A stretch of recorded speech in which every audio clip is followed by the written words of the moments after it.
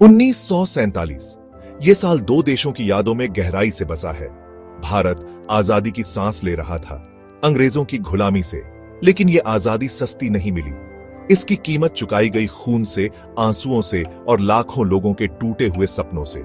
भारत का बंटवारा एक ऐसा जख्म जो आज तक नहीं भरा। परिवार बिखर गए, घर उजड़ गए, लोग बेघर हो गए। एक नई शुरुआत की तलाश में इस भयानक मंजिर में दो नए देशों का जन्म, भारत और पाकिस्तान, दर्द और हिंसा से जुड़ा हुआ। सिनेमा एक जबरदस्त माध्यम जिसने इस दौर को दिखाने की हिम्मत की। गर्म हवा भारतीय सिनेमा की एक बेहतरीन फिल्म बंटवारे के दर्द की कहानी कहती है। एमएस सत्यु द्वारा निर्देशित यह फिल्म आगरा के एक मुस्लिम परिवार की कहानी है जो यहीं रहने या जाने के फैसले से जूझ रहा है। सलीम मिर्जा एक कामयाब व्यापारी की नजर से हम देखते हैं कि कैसे शक और डर समाज में फैल रहा है। उसका परिवार, दोस्त, सब कुछ बदल रहा है, जैसे नए देश में एक नई आंधी चल रही हो। फिल्म प्यार और बिछड़ने की एक दर्द भरी कहानी कहती है। एक हिंदू लड़का जो सलीम की बेटी अमीना से प्यार करता है, अपनी वफादारी की परीक्षा से गुजरता है। उनका प्यार एकता और साझा विरासत का प्रतीक टूटते रिश्तों का शिकार हो जाता है। हम साथ बड़े हुए, एक ही गलियों में खेले, कैसे सब कुछ इतना बदल गया? अमीना पूछती है। उसकी आवाज में दर्द साफ दिखता है। उसकी बातें उन लाखों लोगों की याद दिलाती हैं जिनकी दुनिया उलट पुलट हो गई, जिनके रिश्ते टूट गए। फिल्म बंटवारे की कड़वी सच्चाई दिखाने से नहीं कतराती। भागते हुए लोगों से भरी ट्रेनें दर्शकों के जहन में छप जाती हैं। मर्दों, औरतों, बच्चों की आंखों में डर और बेबसी साफ दिखती है। ये ट्रेनें जो लोगों को सुरक्षित जगह पहुंचाने के लिए थीं, अक्सर मौत का जरिया बन जाती थीं। हिंसा, अपहरण और कत्लेआम की कहानियां आम हो गई थीं। गर्म हवा उस डर और अनिश्चितता को दिखाती है जो उस समय लोगों के दिलों में थी। भाग 5, जब जमीन फट गई। यह कहानी है उस समय की जब भारत का बंटवारा हुआ था। यह बंटवारा सिर्फ जमीन का नहीं था, बल्कि दिलों और दिमागों का भी था। भारत का बंटवारा सिर्फ जमीन का नहीं, दिलों और दिमागों का भी बंटवारा था। यह एक ऐसा समय था जब लोग अपने ही देश में पराये हो गए थे। दोस्ती टूटी, परिवार बिखरे और लोगों को अपने प्रियजनों से बिछड़ना पड़ा। ट्रेन स्टेशनों पर भावनात्मक विदाई के दृश्य आम हो गए थे और साझा इतिहास और संस्कृति का विचार चकनाचूर हो गया। जो सांस्कृतिक धरोहरें कभी एकता का प्रतीक थीं, वे अब बिखर गई थीं। फिल्म इस भावनात्मक उथल-पुथल को दिल दहला देने वाली ईमानदारी से चित्रित करती है। यह उन संघर्षों और दर्द को दिखाती है जो लोगों ने झेले। सलीम का परिवार, जो कभी अपने समुदाय का सम्मानित सदस्य था, अब संदेह और शत्रुता का सामना करता है। उनके अपने ही लोग अब उन पर शक करने लगे थे।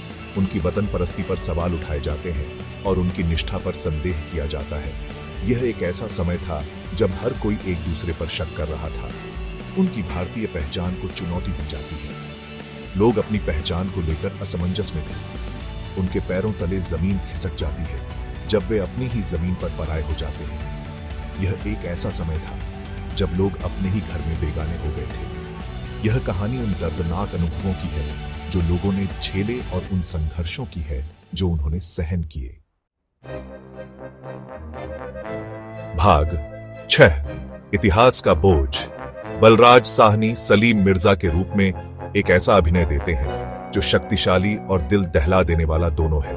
उनकी भूमिका में वह एक ऐसे व्यक्ति का चित्रण करते हैं जो अपने समय की सामाजिक और राजनीतिक उथल-पुथल से जूझ रहा है। सलीम मिर्जा का किरदार एक ऐसे व्यक्ति का है जो अपने परिवार और अपने देश के बीच फंसा हुआ है, और बलराज साहनी इस द्वंद्व को बखूबी दर्शाते हैं।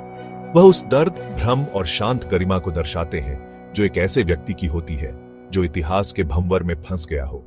सलीम मिर्जा का किरदार हमें यह सोचने पर मजबूर करता है कि कैसे इतिहास और राजनीति व्यक्तिगत जीवन को प्रभावित करते हैं।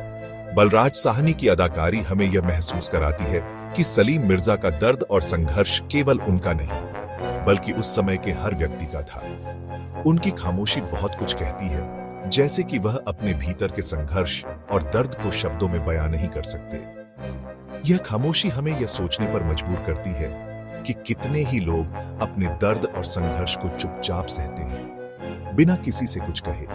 उनकी आंखें हजार अनकहे शब्दों का भार दर्शाती हैं। बलराज साहनी की आंखों में वह गहराई और संवेदनशीलता है जो सलीम मिर्जा के किरदार को और भी जीवंत बनाती है।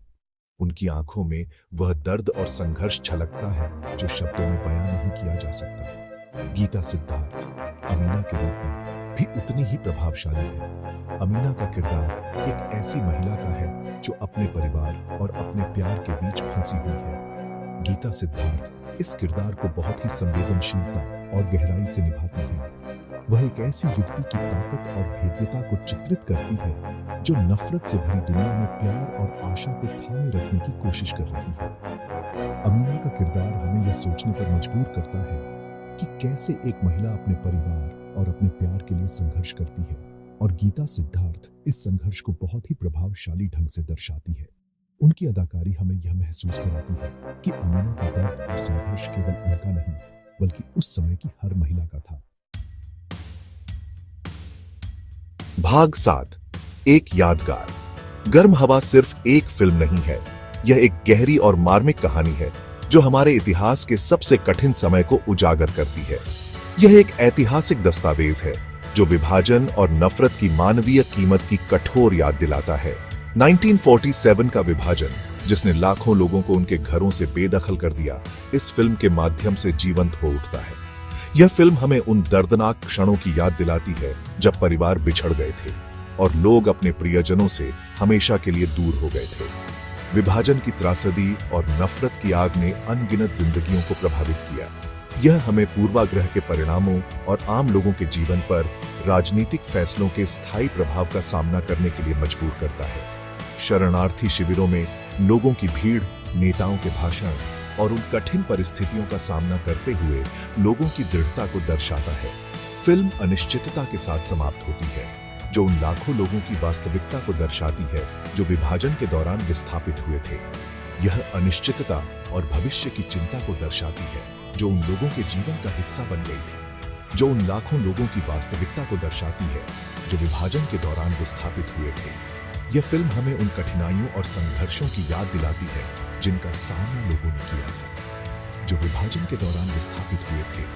यह फिल्म हमें उन कठिनाइयों और संघर्षों की याद दिलाती है जिनका सामना लोगों ने किया था। शरणार्थी शिविरों में जीवन, अस्थायी आश्रयों में रहना और अपने भविष्य के बारे में अनिश्चितता का सामना करना, यह सब इस फिल्म में बखूबी दिखाया गया है। सलीम अपनी मातृभूमि को छोड़ने या अनिश्चित भविष्य का सामना करने की असंभव पसंद का सामना करते हुए एक पूरी पीढ़ी की दुविधा का प्रतीक है। सलीम का संघर्ष और उसकी कहानी हमें यह सोचने पर मजबूर करती है कि उस समय के लोगों ने कितनी कठिनाइयों का सामना किया होगा।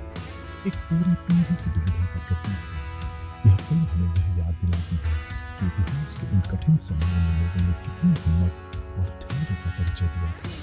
यह ऐसी कहानी है जो हमें दिल से छूती है और हमें यह सोचने पर मजबूर करती है कि हम अपने भविष्य को कैसे बेहतर बना सकते हैं। भाग 8 याद रखना जरूरी है।